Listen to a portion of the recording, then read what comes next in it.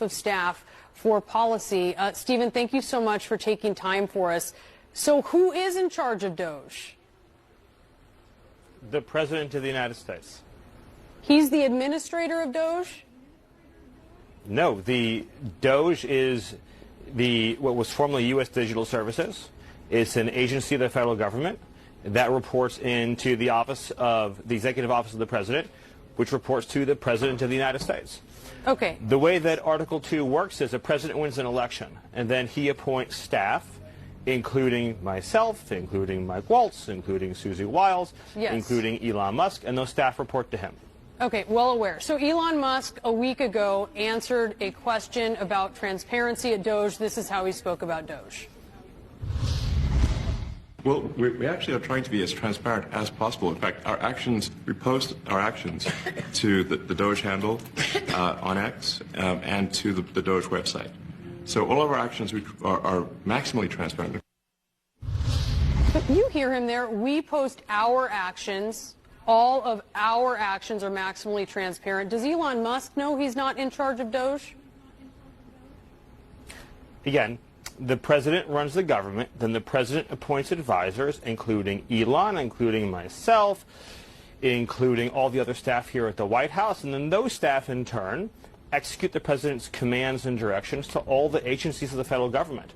This is how democracy works, something that we treasure in America. The whole American people go to the ballot box, they elect the President appoints staff, the staff that administer his orders and directives across the whole U.S. government. Okay, Stephen, I get that, but this is important because we want to talk about who's making the decisions here. There were 300 employees, the National Nuclear Security Administration, you know about this. They were fired. The agency had to rescind those terminations because these were employees who were critical to maintaining the nation's nuclear stockpile. So then who is it making those decisions of which federal employees are terminated? Well, in that case, the Secretary of Energy would be the one. So what you're describing with the cuts in the Department of Energy, those are directed by the Senate-confirmed Secretary of Energy. Okay, so that was the Secretary of Energy's mistake. Well, I wouldn't use the term mistake. I would say that it's pretty standard when you're downsizing government. You make cuts, you assess those cuts, you see who needs to be rehired, who needs to be kept, who needs to be That's not what happened here, though, Stephen. You know that. They were rescinded. These aren't normal things. These were terminations that were rescinded. I understand that even a temporary interruption in federal employment is a great crisis and catastrophe for you and for CNN.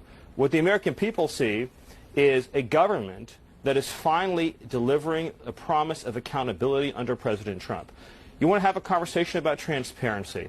Let me ask you a question. Do you have any idea where the $22 billion that the Department of Health and Human Services provided to illegal aliens under Joe Biden is right now? $22 billion with a B. That's enough to provide a free house to every homeless veteran in America. Where's the $22 billion? I don't know. You don't know. Nobody knows. Joe Biden just spent it, and now it's gone. Transparency begins with having an accounting of where every federal dollar is spent. And God bless President Trump for leading this effort. Stephen, it seems like the crisis here had to do with the nation's nuclear stockpile.